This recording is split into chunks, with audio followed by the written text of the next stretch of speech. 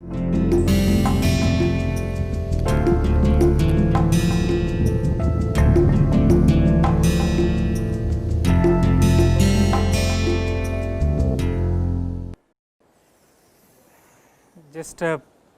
quickly say a few things about the result that we saw towards the end of last class. Okay.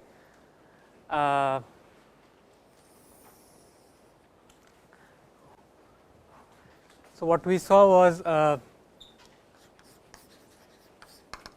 so if you fix a k,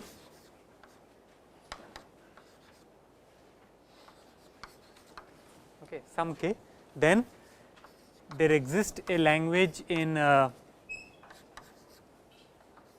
sigma 4 minus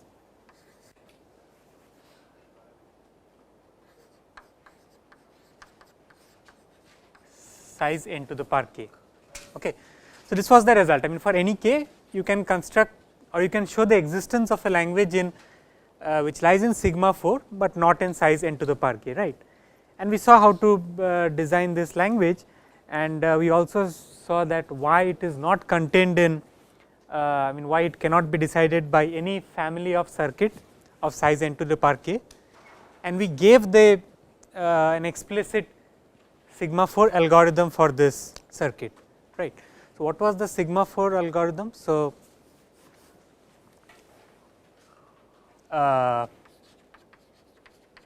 for all x, okay. So, let us look at x of a fixed size, x belongs to L if and only if. So, can somebody please tell me what the quantifiers are? So, there exists C of size n, well I took k here. So, n to the power k plus 1 such that for all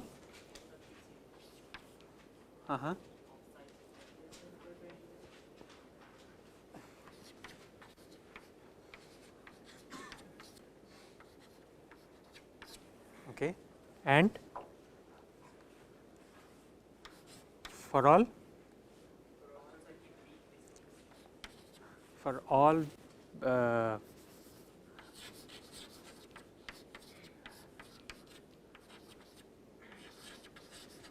circuits B preceding C,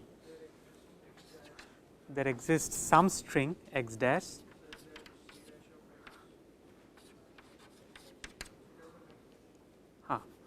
C of x dash is not equal to C dash of x dash, right, right, and also there exists some B prime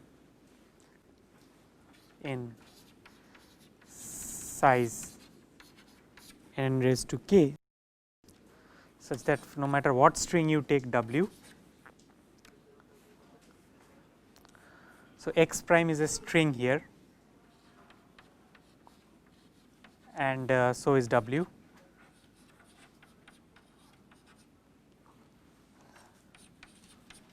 B dash of W is the same as B of W, yeah, and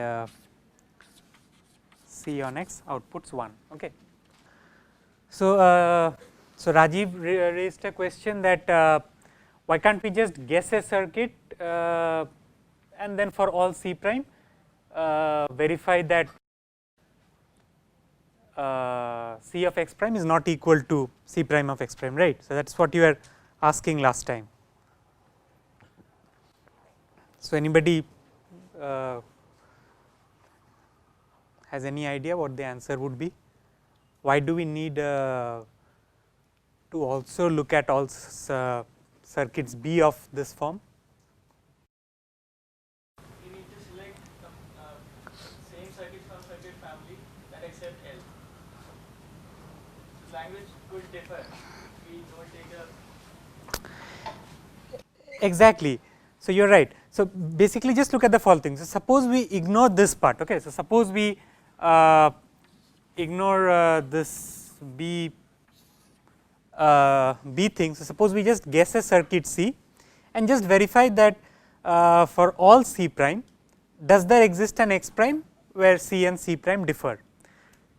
The problem with that is that you do not have any restriction that the same circuit would be chosen for all inputs of the same length. Okay. So, for one particular X, you might choose a particular circuit C, and for another X you can go ahead and choose another circuit C. Okay. But that is not how the language L was defined. So, L was defined basically to be accepted by a family of circuits which had a size n to the power k plus 1. So, you need to ensure that by some means that the circuit that you are choosing for all x's of a certain length, okay, they must be the same. So, that is why one way to do that is to enforce that you are always choosing the lexicographically least circuit which has this property. So, that is the reason why you need to check this for all B's. Okay. So, that answers your question, I guess, right? Okay.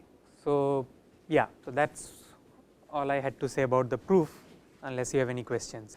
Okay. So, we talked about the classes NC and AC, and more particularly we talked about the non-uniform version of these classes, right. In other words, we just said that a language is in NC if there exists a family of circuits which had a certain property. So, it is in NCI if it has log to the power I depth and polynomial size. So, we just talked about existence. So, similarly, continuing our discussion of uniformity, we can define uniform NC as well, right.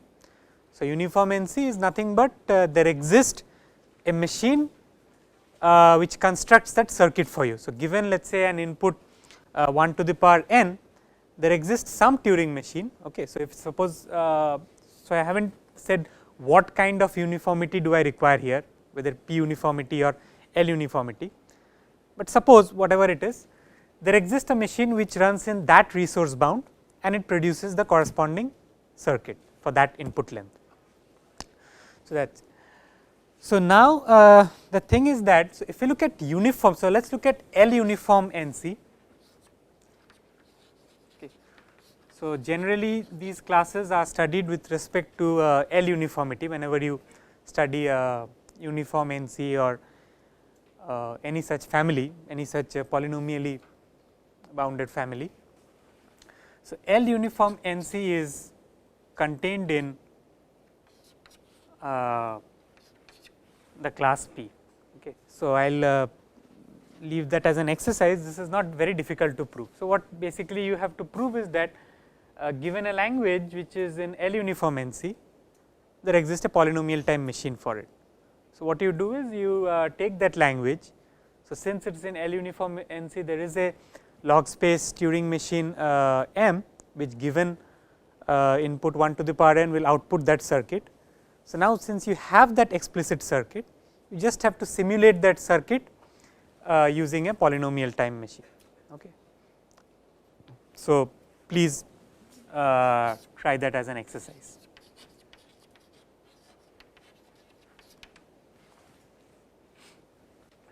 So, now let us just sort of wind up our discussion on circuits or on the families of circuits that we have seen so far. Let us look at what are the known results or what are the known connections between these circuit classes and the other classes that we have seen so far. So, NC, well, of course, we have AC0. Okay. So, this is contained in NC1 and NC1 is contained in the class L. So, again the reason is that what you can do is, so suppose you have an NC1 circuit. Okay. So, again here when we are talking about NC1, we are actually talking about uniform NC1, and the reason for that is because if we do not talk about uniform NC1. So, from what we saw last week, we can construct very extremely powerful circuits which have very small size and very small depth. Okay. For example, if you take a unary undecidable language, there exists a very small circuit family. I mean, when I say very small circuit family, each circuit in that circuit family has very small description, and that accepts that undecidable problem. Okay. So, when we are comparing a circuit family to a class which has been decided by Turing machine, it only makes sense to talk about uniform families. Okay. So, NC1 is contained in L. Of course, we know that L is contained in NL, and NL is contained in NC2. Okay. So, maybe later on I will talk more about these relations, how these I mean why each of these relations are true, but you can also figure it out. I mean, it is not very difficult. Probably this is little more difficult than this is more easier. So, here you have to show that the path problem has an NC2 circuit family. Okay. And of course, all these sit inside the class NC, and NC is contained in again P. Okay. And then we have all the classes that go beyond P. Okay. So, I just wanted to give a idea as to how these circuit classes fit amongst the classes that we have seen prior to this. So, yeah, that is all I had to say.